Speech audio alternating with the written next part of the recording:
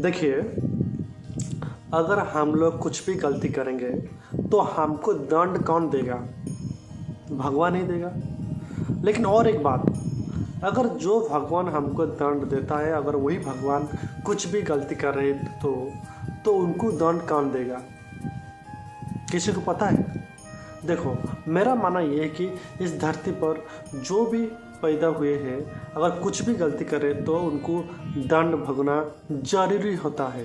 जी हाँ, मैं मेरा खुद का बात नहीं कर रहा हूँ। देखो, इस एक घटना के बारे में मैं थोड़ा चर्चा करूँगा, जो महाभारत की घटना, जिस घटना की वजह से हम श्री कृष्ण का जो शहर था द्वारिका, आज पूरी तरह से डूब चुके हैं समुद्र के अंदर। जी हाँ, अगर मेरे चैनल पे आप लोग नहीं होते सब्सक्राइब कर दें और लाइक भी कर दीजिए। आज का जो टॉपिक होता है वो भगवान का टॉपिक है, प्लीज़ एक सब्सक्राइब भी कर दीजिए।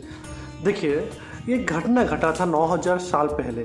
वो घटना था महाभारत युद्ध का। जी हाँ, देखिए, जब युद्ध चल रहा था, एक तरफ थे पांडव ने और एक तरफ थे कौरव।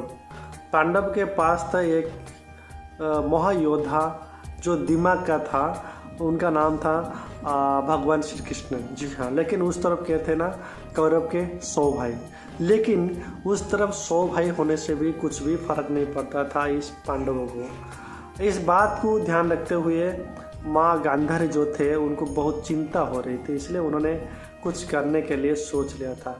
एक दिन उनका बड़ा बेटा दुर्योधन को बताते हैं कि बेटा, तू एक दिन एक काम कर, शाम को पूरा नंगा होकर मेरा पास आ जा, क्योंकि अगर मैं तुमको मेरा आंखों से देख लूँगा, तुम्हारा माथा से लेकर पाँव तक तुम्हारा शरीर पूरा वज्र हो जाएगा। उसका बाद तुमको कोई भी मार भी नहीं सकता है, कोई काट भी नहीं सकता है, या कुछ पिटाई करने से तुमको कुछ भी नहीं होगा।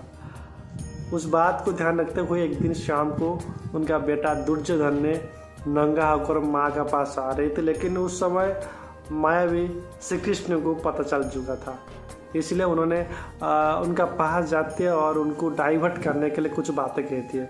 देखो, तुम एक राजा हो, इतना बड़ा होकर भी अपने मरण को डर कर नंगा होकर अपने माँ का पास जा रहे हो।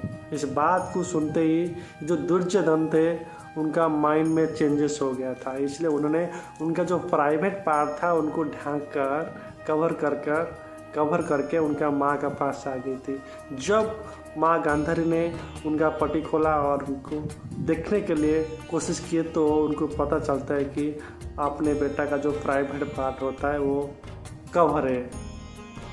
फिर भी कुछ भी नहीं हो सकता है उस समय, इसलिए भी वो भी बहुत दुख प्रकट कर रही थी, लेकिन उनको पता चल गया था कि ये सब का कारण होता है श्री कृष्ण। उसका बाद युद्ध संपन्न हो जाता है।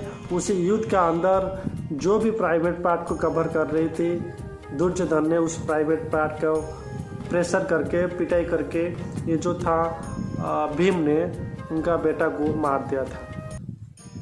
फिर भी युद्ध संपन्न होने के बाद ये जो था हस्तिनापुर, वहाँ पर राज्य अभिषेक हो रही थी युधिष्ठिर का, लेकिन वहाँ पर रो रही थी माँ गांधारी।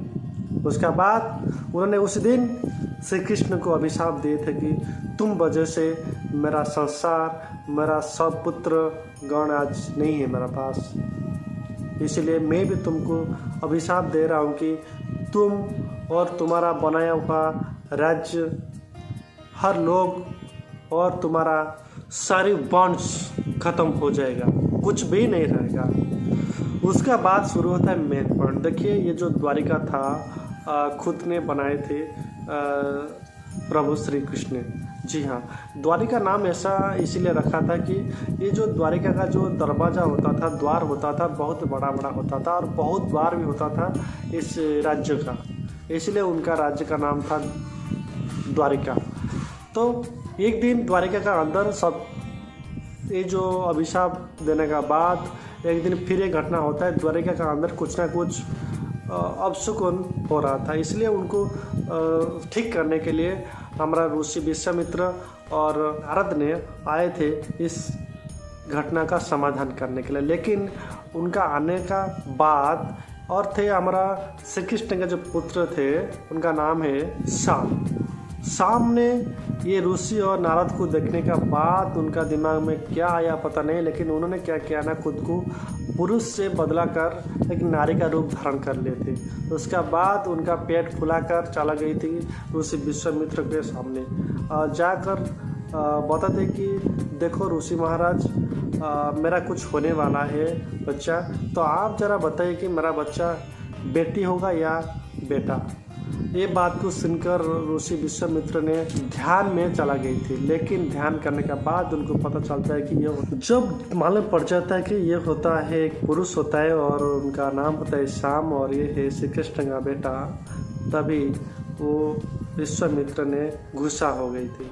उसका बाद उनको अभिशाप दे रही थी। उसका बाद ये जो थे शाम थे, उनका एक पैदा हुआ था, मतलब लोहा सा एक बड़ा सा मशाल, और ऐसा भी बोल रही थी उस दिन ऋषि ने, तुम्हारा अंदर जो मशाल पैदा होगा पेट के अंदर, वो मशाल तुम्हारा हर यादव वंश को नाश करेगा।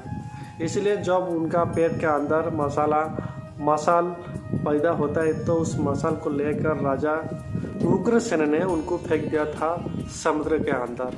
फिर भी जो भी अपशकुन घटना घट रहा था वो कम नहीं हो रहा था। देखिए जितना भी संख्या था, लोगों संख्या उससे ज़्यादा संख्या हो गई थी चूहा।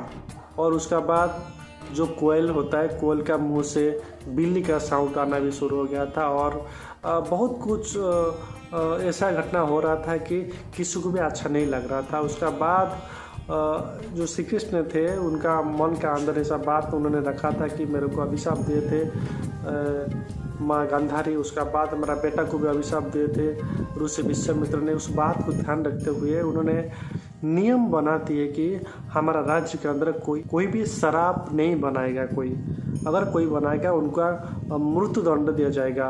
उसका बाद फिर भी जो यादव वंश थे, उनका राज्य का जो लोग थे मानने के लिए तैयार नहीं थे। उसका बाद उन्होंने हर कोई भी पाप करने के लिए भी पीछे नहीं हटते थे उन्होंने। उसका बाद ये बहुत टेंशन में आ गई थी कि जो श्री कृष्ण और उनका भाई बलराम, इसी बात को ध्यान रखते हुए कि उनको पता चल गया था कि ये जो अभिशाप पूरा होने का समय, इसलिए उन्होंने अर्जुन को बुलाकर ऐसा कहते कि अर्जुन तुम इस राज्य का हर व्यक्ति को ले जाओ और खुद का राज्य को ले जाओ, क्योंकि ये राज्य अभी डूबने वाला है समुद्र के अंदर। जी हाँ, ऐसा ही होता है। ये बात सुनकर जो श्री कृष्ण का पिता थे वसुदेव, उनका भी मौत हो चुका था। उसका बाद उनका शरीर का आह करने का बाद ऐसा ही होता है कि हर राज्य का लोगों को लेकर अर्जुन ने आ जाता है खुद का हस्तिनापुर को। उसका बाद उनका जो था द्वारिका था धीरे धीरे से डूबना शुरू हुआ था। और एक दिन ऐसा है कि पूरी तरह से डूब गया था द्वारिका समुद्र के अंदर।